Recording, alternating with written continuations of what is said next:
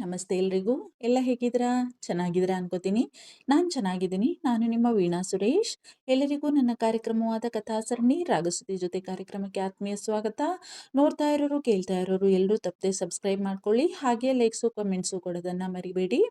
ಹಾಗೆ ಕೆಳಗಡೆ ನಾನು ಕೆಲವು ಲಿಂಕ್ಗಳನ್ನು ಕೊಟ್ಟಿರ್ತೀನಿ, ಕೆಲವು ಪ್ರಾಡಕ್ಟ್ಸ್ದು. ಬೇಕಾದರೆ ಅದ ಲಿಂಕ್ನ ಒತ್ತಿ ನಿಮಗೆ ಪ್ರಾಡಕ್ಟ್ಸ್ ಬೇಕಾದರೆ ಪರ್ಚೇಸ್ ಮಾಡ್ಬೋದು. ಗೊಂಬೆಯ ಹತ್ತಿರ ಮಾತನಾಡುತ್ತಿದ್ದರೂ ಕೂಡ ಅವನನ್ನ ಕಡೆಗಣ್ಣಿನಿಂದಲೇ ಆಗಾಗ ನೋಡುತ್ತಿದ್ದಳು ಕುಂಕುಮ. ಬೇಡ ಬೇಡವೆಂದರೂ ಅವನತ್ತ ದೃಷ್ಟಿ ಹರಿಯುತ್ತಿತ್ತು ಅವಳದು. ಏನಾಗ್ತಾ ಇದೆ ನನಗೆ, ಈ ಮನುಷ್ಯ ನನ್ನ ಹತ್ರಕ್ಕೆ ಬಂದರೆ ಯಾಕೆ ಈ ದೊರೆ ನನ್ನ ಅಷ್ಟು ಹತ್ರ ಬರಬೇಕು? ನನ್ನ ಉಸಿರು ನಿಲ್ಸೋದು ಪಕ್ಕಾ ಇದು ಒಂದಿನ ಹಿಂಗೆ ಮಾಡಿ. ಥತ್, ಏನಿದೆ ಇವರ ಮನಸ್ಸಿನಾಗೆ ಅಂತೀನಿ. ಏನಾರ ಆಗಲಿ, ನನ್ನ ಕಂಡ್ರೆ ಸಾಮ್ರಾಟರಿಗೆ ಆಗಲ್ಲ. ನಾನುವೇ ಮೈ ಮರಿಬಾರ್ದು. ಒಂದಲ್ಲ ಒಂದಿನ ನನ್ನ ಈ ಕೆಲಸದಿಂದಲೂ ತೆಗಿತಾರೆ ಇವರು ಪಕ್ಕ.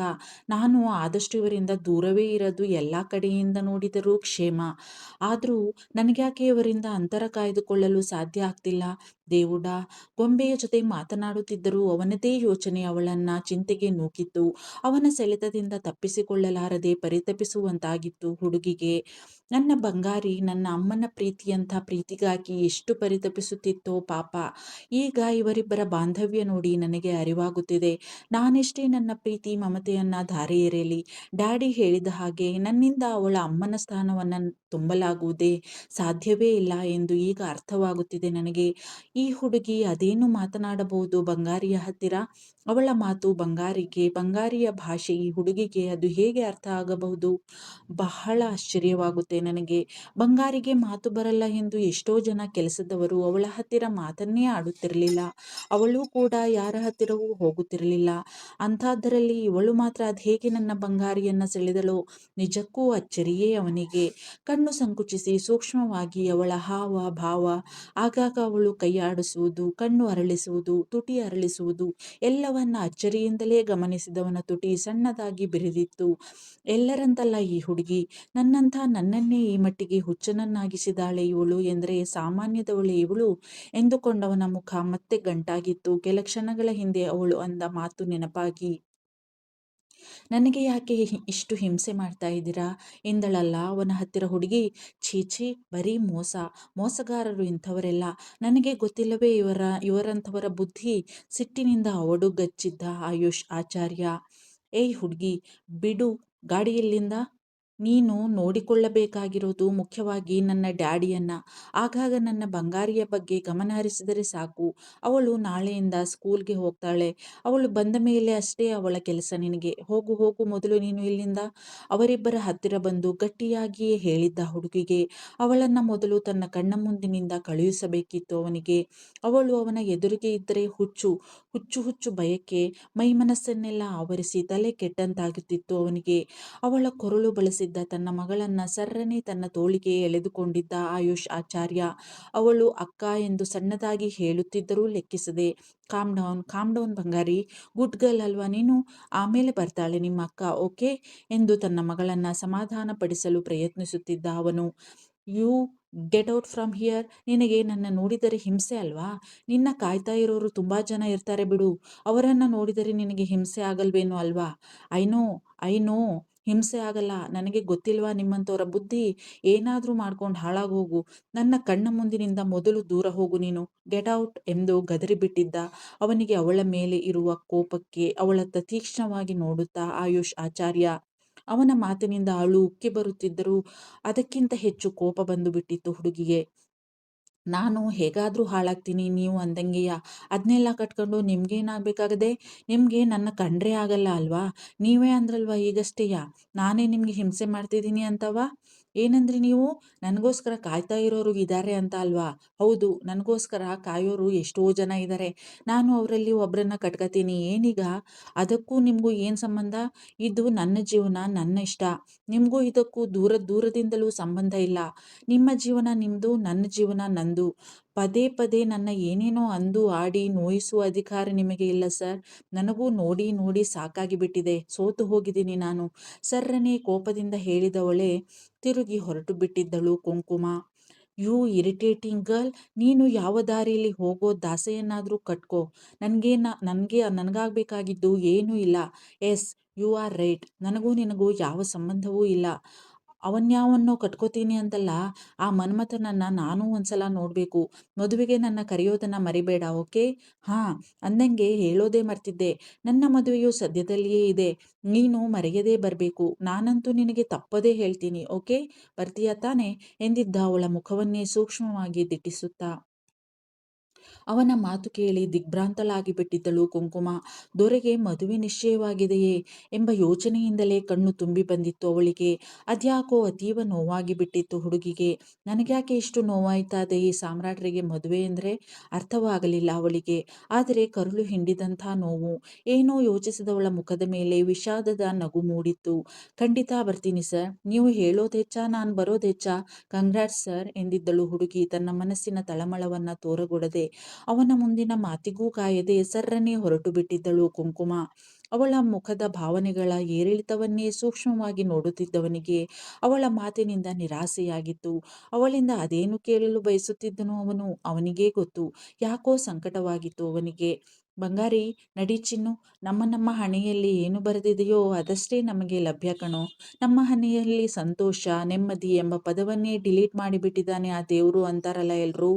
ಅವನು ಯಾರಿಗೆ ಏನಂದು ಏನು ಪ್ರಯೋಜನ ಅಲ್ವಾ ಎಂದು ಹೇಳಿದ್ದ ನೋವಿನಿಂದಲೇ.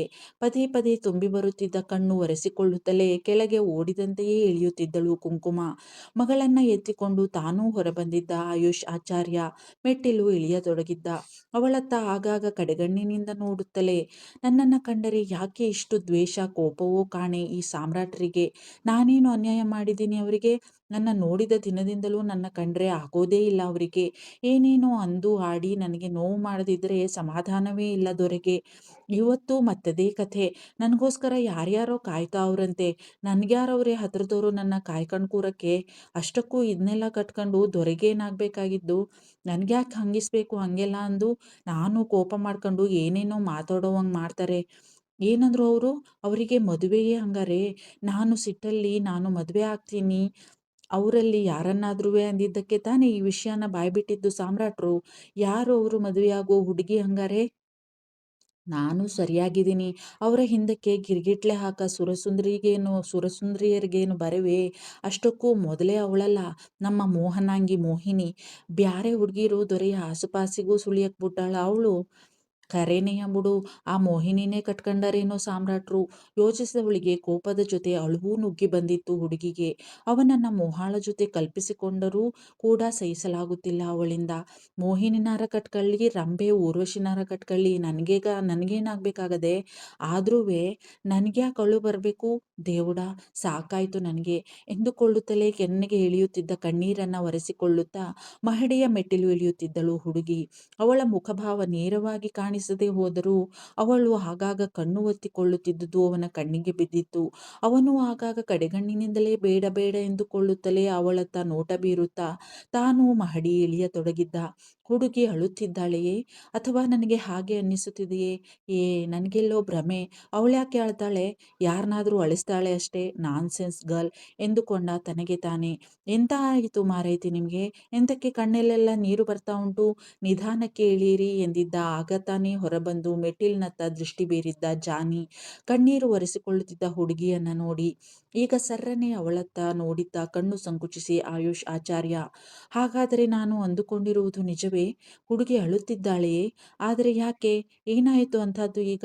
ಅಲ್ಲಿಂದ ಬರುವಾಗ ಮಾತಿಗೆ ಮಾತು ಬೆಳೆಸಿ ನನಗೆ ಕೋಪ ತರಿಸಿ ಸರಿಯಾಗಿಯೇ ಬಂದಳಲ್ಲ ಹೊರಗೆ. ಮತ್ತೇನಾಯಿತು? ಥತ್, ಈ ಹುಡುಗಿಯಿಂದ ಒಂದು ದಿನ ನಾನು ಹುಚ್ಚಾಸ್ಪತ್ರೆಗೆ ಸೇರದಿದ್ದರೆ ಸಾಕಾಗಿದೆ ನನಗೆ. ತಲೆ ಕೆಟ್ಟು ಹೋಯಿತು ಅವನಿಗೆ. ಅವಳ ಉತ್ತರಕ್ಕಾಗಿ ಅಲ್ಲಿಯೇ ನಿಂತು ಕಾದ ಆಯುಷ್ ಆಚಾರ್ಯ.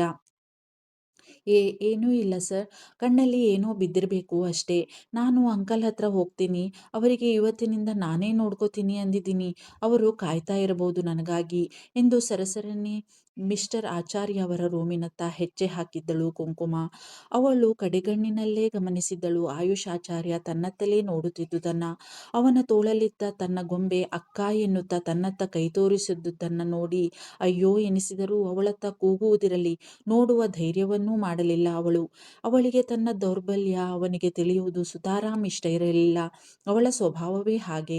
ಅವಳು ತನ್ನ ದೌರ್ಬಲ್ಯವನ್ನ ಯಾರ ಮುಂದೆಯೂ ತೋರಗೊಡುವುದಿಲ್ಲ. ಮೊದಲಿನಿಂದಲೂ ಕೂಡ ಅನಾಥೆಯಾಗಿ ಒಂಟಿಯಾಗಿ ಜೀವನ ನಡೆಸುತ್ತಿರುವ ಹುಡುಗಿಯಾಗಿದ್ದರಿಂದಲೋ ಏನೋ ಅವಳಿಗೆ ಧೈರ್ಯ ಸ್ವಲ್ಪ ಹೆಚ್ಚೆ. ನೀವು ಒಬ್ಬರೇ ಹೋದರೆ ಎಂತ ಸಹ ಗೊತ್ತಾಗುವುದಿಲ್ಲ ನಿಮಗೆ. ನಾನು ಸಹ ಬರ್ತೇನೆ ನಿಮ್ಮ ಸಂಗಡ. ಅಪ್ಪಾಜಿಯವರ ರೂಮ್ ತೋರಿಸಿ ಬರ್ತೇನೆ ಆಯಿತಾ ಎನ್ನುತ್ತಾ ಅವಳ ಹಿಂದೆಯೇ ನಡೆದಿದ್ದ ಜಾನಿ. ಅವನಿಗೆ ಬೆಳಗಿನ ಘಟನೆ ಚೆನ್ನಾಗಿ ನೆನಪಿತ್ತು. ಹುಡುಗಿಗೆ ಇವೆಲ್ಲ ರೂಢಿಯಾಗಲು ಒಂದು 4 ದಿನವಾದರೂ ಬೇಕು ಎಂಬುದನ್ನು ಅರ್ಥ ಮಾಡಿಕೊಂಡಿದ್ದ ಅವನು. ಅವರಿಬ್ಬರು ಹೋದ ದಾರಿಯನ್ನ ಕಣ್ಣು ಸಂಕುಚಿಸಿ ನೋಡುತ್ತಾ ನಿಂತಿದ್ದವನಿಗೆ ಅರಿವಾಗಿ ಬಿಟ್ಟಿತ್ತು ಹುಡುಗಿ ಸುಳ್ಳು ಹೇಳುತ್ತಿದ್ದಾಳೆ ಎಂದು. ಆದರೆ ಏನು ಮಾಡಲು ಸಾಧ್ಯ? ಅವಳು ಹೇಳಿಕೊಳ್ಳುವುದಿಲ್ಲ. ಇವನಂತೂ ಕೇಳನು ಹೋಗುವವನಲ್ಲ. ನಿಟ್ಟುಸಿರು ಬಿಟ್ಟವನು, ಬಂಗಾರಿ ನೀನು ಅಕ್ಕ ಅಂತ ಇದ್ರೂ ನಿನ್ನ ನೋಡ್ದೇ ಹೋಗ್ತಾ ಇದ್ದಾಳೆ ನೋಡ್ದಾ ನಿನ್ನ ಅಕ್ಕ? ನೀನು ನೋಡಿದ್ರೆ ನನ್ನ ಜೀವ ತಿಂತಾ ಇದೀಯಾ ಅವಳ ಜಪ ಮಾಡಿ. ಅವಳಂತೂ ನನ್ನ ಜೀವ ಹಿಂಡಲೆಂದೇ ಪದೇ ಪದೇ ನನಗೇ ಗಂಟು ಬೀಳ್ತಾ ಇದ್ದಾಳೆ ಅನ್ಸುತ್ತೆ. ಎಲ್ಲ ನನ್ನ ಕರ್ಮ. ನಿನಗಾಗಿ ಚಿನ್ನು, ಕೇವಲ ನಿನಗಾಗಿ ಆ ಹುಡುಗಿಯನ್ನ ನನ್ನ ಮನೆಗೆ ಕರೆತರುವಂತಾಯಿತು. ನನ್ನ ಕಣ್ಣ ಮುಂದೆಯೇ ಅವಳನ್ನ ಇರಿಸಿಕೊಳ್ಳುವಂತಾಯಿತು. ನನಗೆ ಹಿಂಸೆಯಾದರೂ ಕಷ್ಟವಾದರೂ ಏನು ಮಾಡೋದು? ಎಲ್ಲ ನನ್ನ ಹಣೆ ಬರಹ ಎಂದಿದ್ದ ಕೋಪ, ಬೇಸರ, ಅಸಹನೆಯಿಂದ ತನ್ನ ಮಗಳ ಹತ್ತಿರ ಆಯುಷ್ ಆಚಾರ್ಯ. ಅವಳಿಗೇನು ಅರ್ಥವಾಯಿತೋ ಅವನ ಮುಖವನ್ನ ತನ್ನ ಕಡೆಗೆ ತಿರುಗಿಸಿಕೊಂಡು ಅವನ ಕೆನ್ನೆಗೆ ಮುತ್ತಿಕ್ಕಿ ಅವನ ಕೊರಳು ತಬ್ಬಿದ್ದಳು ನಾಟ್ಯ. ಮುಗ್ಧ ಮಗುವಿನ ಪ್ರೀತಿಗೆ ಮನಸ್ಸು ತುಂಬಿ ಬಂದಿತ್ತು ಅವನಿಗೆ. ಗಟ್ಟಿಯಾಗಿ ಅವಳನ್ನು ಅಪ್ಪಿ, ಬಂಗಾರಿ ನನಗೆ ಯಾರೂ ಬೇಡ, ಯಾರ ಹಂಗೂ ಬೇಡ. ನೀನು ನಿನ್ನ ಈ ನಿಷ್ಕಲ್ಮಶ ಪ್ರೀತಿ ಇದೆಯಲ್ಲ ನನಗೆ ಸಾಕು, ಸಾಕು ನನಗೆ. ನನ್ನ ಜೀವನ ಪೂರ್ತಿ ನೀನೊಬ್ಬಳೇ ನನಗೆ ಎಂಬುದು ಗೊತ್ತು ನನಗೆ. ಆದರೂ ಯಾಕೆ ನಾನು ಆ ಹುಡುಗಿಗಾಗಿ? ಛೇ, ನೋನೋ, ಬೇಡವೇ ಬೇಡ ನನಗೆ ಇವರಂಥವರ ಸಹವಾಸ. ಜೀವನ ಪೂರ್ತಿ ಸಾಕಾಗುವಷ್ಟು ಅನುಭವಿಸಿ ಬಿಟ್ಟಿದ್ದೀನಲ್ಲ. ಬರೀ ಮೋಸ, ಮೋಸ ಮಾತ್ರ ನನಗೆ ಸಿಕ್ಕಿದ್ದು. Bloody middle class girls. ಮತ್ತೆ ಕೋಪದಿಂದ ದವಡೆ ಬಿಗಿದವನು ದಡದಡನೆ ನಡೆದಿದ್ದ ಮಗಳನ್ನ ಅಪ್ಪಿಯೇ ಗಾರ್ಡನ್ ಏರಿಯಾದತ್ತ. ಮನಸ್ಸಿಗೆ ಅತ್ಯಂತ ನೋವಾದಾಗ, ಸಹಿಸಲಾರದ ಸಂಕಟವಾದಾಗ ಹೂದೋಟಕ್ಕೆ ಹೋಗಿ ಮನಸ್ಸನ್ನ ಹಗುರು ಮಾಡಿಕೊಳ್ಳುತ್ತಿದ್ದ ಆಯುಷ್ ಆಚಾರ್ಯ. ಇಂದು ಕೂಡ ಅದೇ ನಡೆದಿತ್ತು. ಮಗಳನ್ನ ಅಲ್ಲಿಯೇ ಆಡಲು ಬಿಟ್ಟು ತಾನು ಅಲ್ಲಿಯೇ ಇದ್ದ ಬೆಂಚಿನ ಮೇಲೆ ಕುಳಿತ ಆಯುಷ್. ಎಂತಹ ಹುಚ್ಚು ಅಲ್ಲವೇ ನನಗೆ? ಇಷ್ಟು ನೋವು ಅನುಭವಿಸಿದರೂ ಮತ್ತೆ ಮತ್ತೆ ಅದೇ ಕೋಪಕ್ಕೆ ಬೀಳುವ ಹಪಹಪಿ ನನಗೆ. ಯಾಕೆ? ಈ ಹುಡುಗಿಯರಂಥ ಹುಡುಗಿಯರು ಬರೀ ಮೋಸ ಮಾಡಲೆಂದೇ ಬರುವವರು ಎಂಬುದು ಗೊತ್ತು ನನಗೆ ಚೆನ್ನಾಗಿ. ಆದರೂ ಈ ಹುಡುಗಿಯತ್ತ ಯಾಕೆ ಇಂಥ ಸೆಳೆತ ನನಗೆ? ಛೇ, ಏನು ಮಾಡಿದರೆ ಇದೆಲ್ಲದರಿಂದ ಹೊರಬರಲು ಸಾಧ್ಯ ನಾನು? ಏನು ಮಾಡಲಿ ಈಗ ನಾನು? ಹುಚ್ಚು ಹಿಡಿಯುವಂತಾಗಿತ್ತು ಅವನಿಗೆ.